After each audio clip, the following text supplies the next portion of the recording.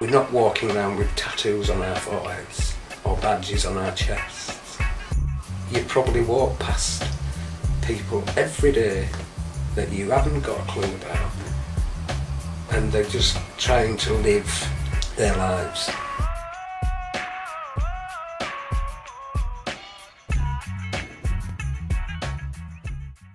"20 years ago, when people were dying within months of finding out they were HIV positive, it was all over the media. For younger people today who haven't seen that, HIV is another medical condition." Do you know what HIV stands for? I do not actually know. No, I don't know. Human immunodeficiency virus. How many people do you think are living in the UK with HIV? I don't know, I'm really bad with figures. There are over 70,000 people in the UK who are living with HIV. That figure's expected to be revised this year to around 80,000. HIV is still a major health problem in the UK. In London alone, there are nearly 30,000 people who are HIV positive. You can get it through unprotected sex, or if you mix your blood with someone else. That's all I know. HIV is passed from one person to another through the blood and through other bodily fluids, from an infected person to an uninfected person, and this occurs through unprotected sex, through sharing needles, and it can also occur in pregnant women before or during childbirth, or through breastfeeding. HIV can be passed on from the mother to the child. What can be done to treat people living with HIV? I've heard that there's not much that can be done. Well, obviously I know there's no cure. I think drugs, really. Drugs now make it easier to live with HIV, but it's still not an easy disease to live with, and there is no cure. If you are on medication, you have to take pills a number of times a day for the rest of your life. Take those when I get up in the morning, and then I take those before I go to sleep at night. And I take those every day. It isn't the virus that's going to kill you. It is the advent of illnesses, opportunist infections, or even major illnesses that are caused by the virus.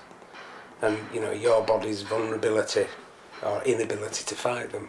It will get to a stage when your body just can't fight infections, and at that stage you might get a disease that we wouldn't commonly see, and that is called an AIDS-defining illness. So once you get that, then you're sort of defined as having AIDS. And that could be like pneumonia, it could be Kaposi sarcoma, which is a skin cancer that you can get. It could be thrush that's gone right from your mouth all the way down through your throat. So things like that, severe, strange, rare infections is a whole long list of infections that you could get. Do you know what AIDS stands for? No, I don't know what AIDS stands for. AIDS, that's it. I wouldn't know what that stood for. Auto something. Acquired immunodeficiency syndrome.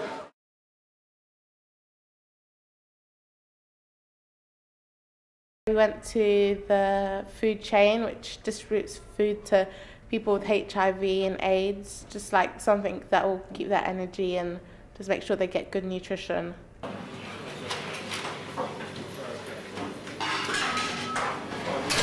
The food chain started in 1988. A group of friends decided that they were going to cook Christmas dinner for friends and relatives who had HIV. In those days there wasn't the medication, it was a very new virus. If you were diagnosed as HIV, there was a very, very good chance that you wouldn't survive.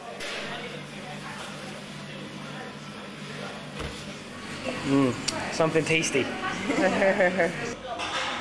Obviously here you provide good food to the people that have HIV and AIDS.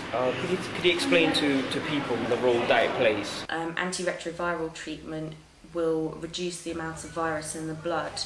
However, if the immune system is damaged, the only thing that can actually help to build back up the immune system, because it's cells, because it's part of your body, is good nutrition.